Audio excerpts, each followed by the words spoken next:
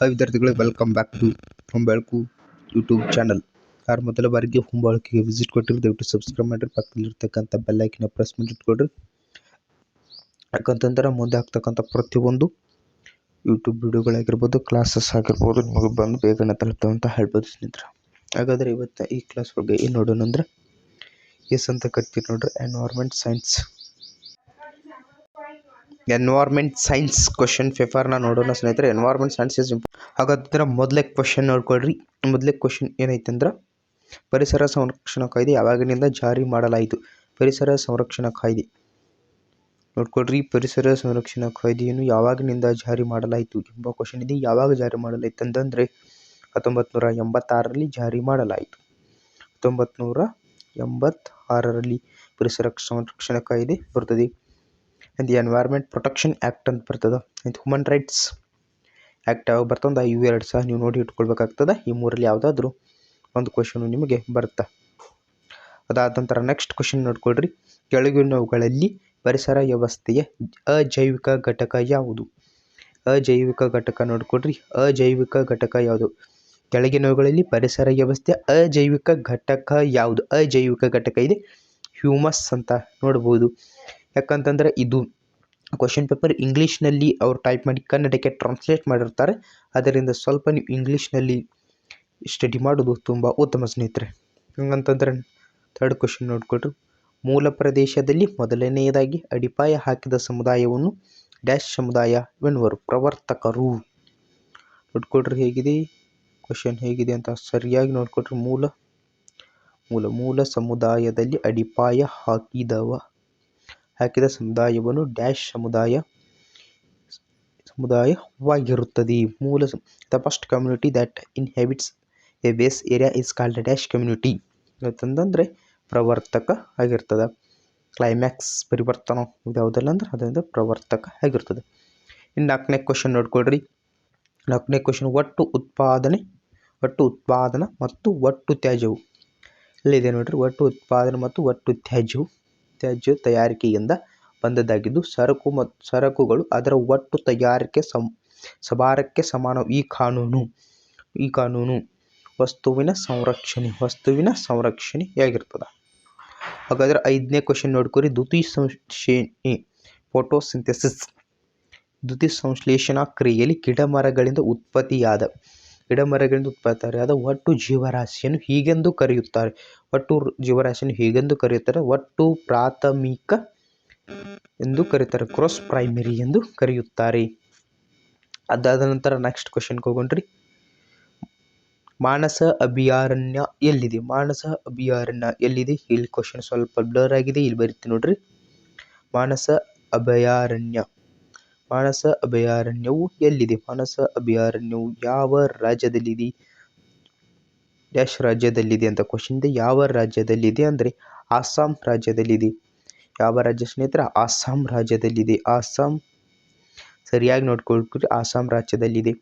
ಇಲ್ಲಿ ಮತ್ತೆ ಯಾವ್ಯಾವ ಕ್ವಶನ್ ಆಗ್ಬೋದು ಅಂದ್ರೆ, ರೈನೋಸಾರ್ಗೆ ಯಾವ ಅಭಯಾರಣ್ಯ ಪ್ರಸಿದ್ಧ ಪಡೆದಿದೆ? ಹುಲಿಗಳಿಗೆ ಗಿರ್ ಫಾರೆಸ್ಟ್ ಆಗಿರ್ಬೋದು. ಇದೇ ರೀತಿಯಾಗಿ ಒಂದು 3-4 ಕ್ವಶನ್ ಇದರಲ್ಲಿ ಬರ್ತಾವೆ. ಅದನ್ನು ನಾನು ನೆಕ್ಸ್ಟ್ ಕ್ಲಾಸ್ನಲ್ಲಿ ಎಕ್ಸ್ಪ್ಲೇನ್ ಮಾಡ್ತೀನಿ ರೀ. ಈಗ ಕ್ವಶನ್ ಪೇಪರ್ ನೋಡ್ಕೊಳ್ರಿ. ಅತಿ ಹೆಚ್ಚಿನ ಮಟ್ಟದ BOD ನೋಡ್ಕೊಳ್ರಿ ಸ್ನೇಹಿತರೆ. BOD ವಿಸ್ತೃತ ರೂಪವನ್ನು ಸಹ ಕೇಳುವ ಸಾಧ್ಯತೆ ಇರುತ್ತದೆ. ಅತಿ ಹೆಚ್ಚಿನ ಮಟ್ಟದ BOD ನದಿಯಲ್ಲಿ ಡ್ಯಾಶ್ ಅನ್ನು ನಿರ್ಧರಿಸುತ್ತದೆ. ಹೆಚ್ಚಿನ ಮಾಲಿನ್ಯವನ್ನು ನಿರ್ಧರಿಸುತ್ತದೆ. ಅತಿ ಹೆಚ್ಚಿನ ಮಟ್ಟದ BOD ನದಿಯಲ್ಲಿನ ಡ್ಯಾಶ್ ಅನ್ನು ನಿರ್ಧರಿಸುತ್ತದೆ. ಮಾಲಿನ್ಯ ಹೆಚ್ಚಿನ ಮಾಲಿನ್ಯವನ್ನು ಸಹ ನಿರ್ಧರಿಸುತ್ತದೆ.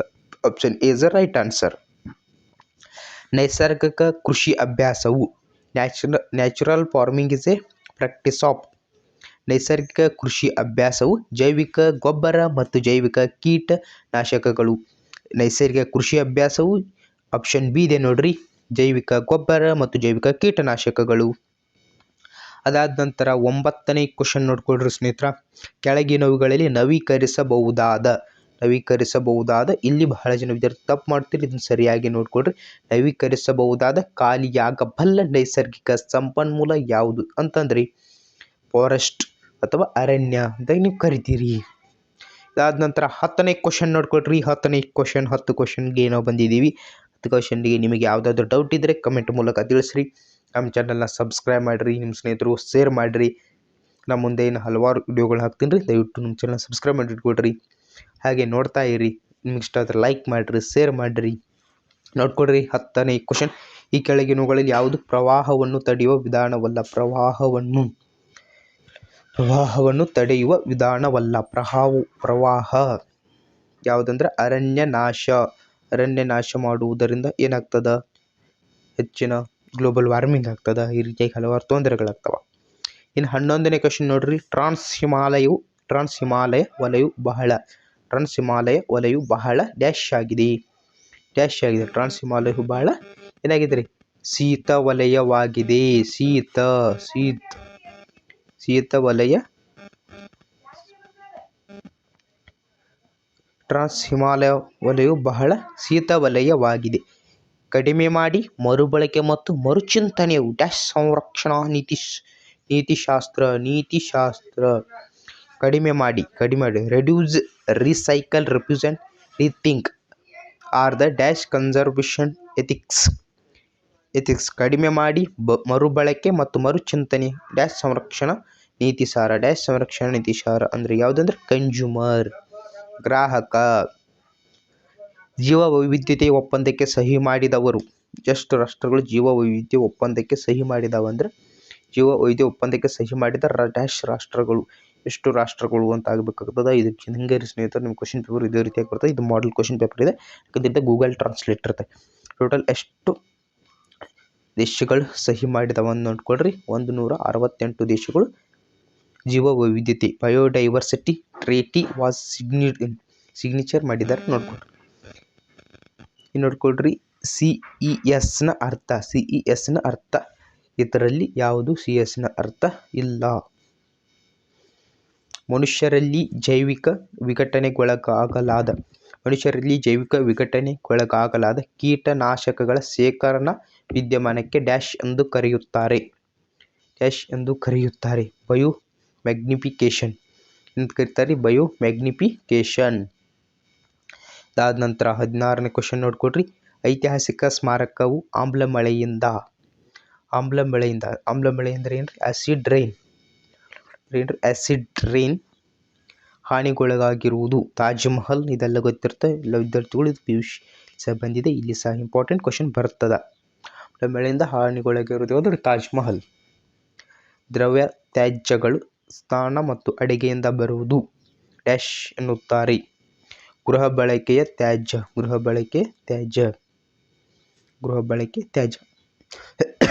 ನಗರೀಕರಣಕ್ಕೆ ಈ ಕೆಳಗಿನದಕ್ಕೆ ಕಾರಣವಾಗುವುದು. ಈ ಕೆಳಗಿನ ಯಾವುದಕ್ಕೆ ಕಾರಣವಾಗುವುದು? ಹಸಿರು ನಷ್ಟ, ಜಲಸಂಪನ್ಮೂಲಗಳ ನಷ್ಟ, ಮಾಲಿನ್ಯ, ಮೇಲ್ಮೈ ಎಲ್ಲವುಗೆ ಕಾರಣವಾಗುವುದು ನಗರೀಕರಣ. 19ನೇ ನೋಡ್ಕೊಳ್ರಿ. ಶಬ್ದ ಮಾಲಿನ್ಯಕ್ಕೆ ಈ ಕೆಳಗಿನದು ಕಾರಣವಲ್ಲ. ನೋಡ್ಕೊಳ್ಳ್ರಿ. ಕಾರಣ ಯಾವುದು ಅಂತ ಕೇಳಿ ಕಾರಣವಲ್ಲ.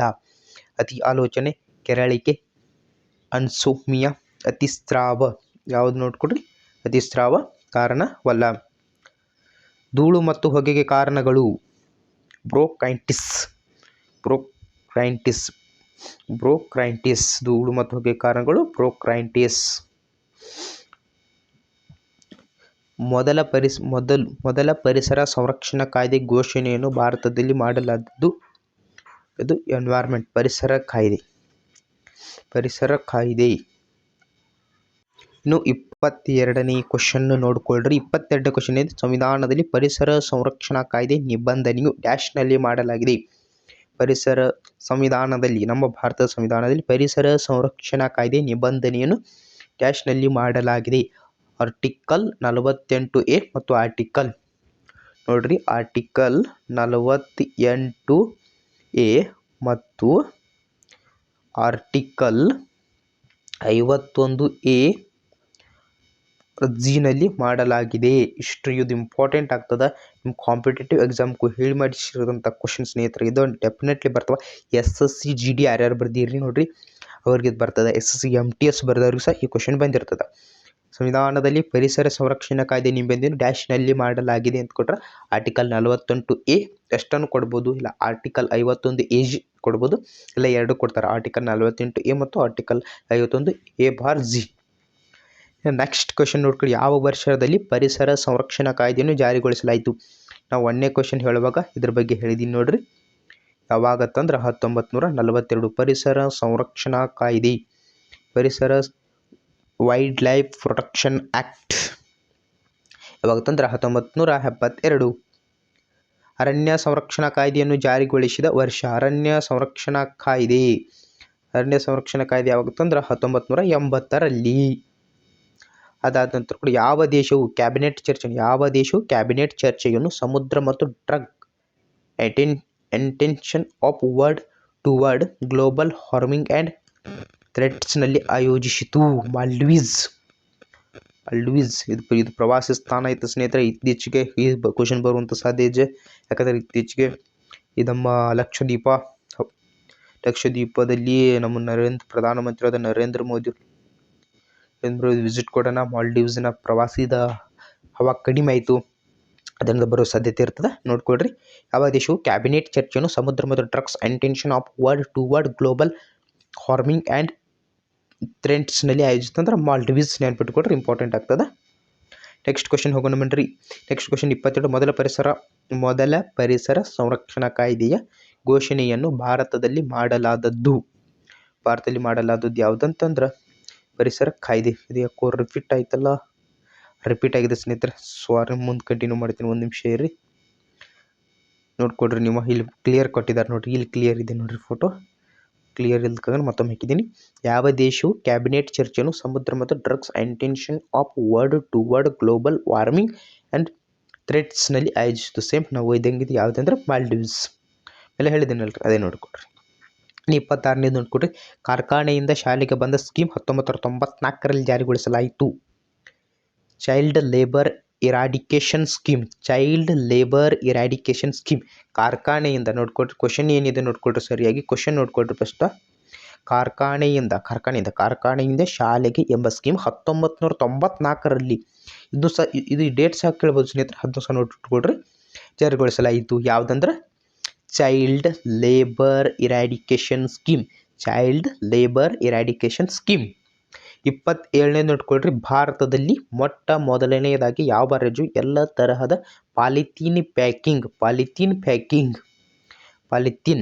ಭಾರತದಲ್ಲಿ ಮೊಟ್ಟ ಮೊದಲನೆಯದಾಗಿ ಯಾವ ರಾಜ್ಯವು ಎಲ್ಲ ತರಹದ ಪಾಲಿಥೀನ್ ಪ್ಯಾಕಿಂಗ್ ಮೇಲೆ ನಿರ್ಬಂಧವನ್ನು ಹೇರಲಾಗಿತ್ತು? ಯಾವುದು? ಹಿಮಾಚಲ ಪ್ರದೇಶ್. ಮೊದಲ ಬಾರಿಗೆ ಪಾಲಿಥೀನ್ ಪ್ಯಾಕಿಂಗ್ನ ಮೇಲೆ ನಿರ್ಬಂಧವನ್ನು ಹೇರಲಾದ ರಾಜ್ಯ ಯಾವುದಂದ್ರೆ ಹಿಮಾಚಲ ಪ್ರದೇಶ್. ಇದನ್ನ ಎಲ್ಲರೂ ಶಾರ್ಟ್ ಕೊಟ್ಟಾಗಿ ಅಂತ ಬರ್ಕೋತೀರಿ, HP ಅಂತ ಬರೀತೀವಿ ನೋಡ್ರಿ, ಹಿಮಾಚಲ ಪ್ರದೇಶ ಆಗಿರ್ತದೆ. ನೆಕ್ಸ್ಟ್ ನೋಡ್ಕೊಡ್ರಿ, 28ನೇ ಕ್ವಶನ್ ಏನಿದೆ, PRSನ ವಿಸ್ತೃತ ರೂಪ. Population growth rate. PGR ಅಂದ್ರೆ ಏನ್ರಿ ಸ್ನೇಹಿತರೆ? ಇದು ಪಾಪ್ಯುಲೇಷನ್ ಗ್ರೋತ್ ರೇಟ್. ಇನ್ನು 29ನೇ ಕ್ವಶನ್ ನೋಡ್ಕೊಡ್ರಿ, UNCED ನ ವಿಸ್ತೃತ ರೂಪ.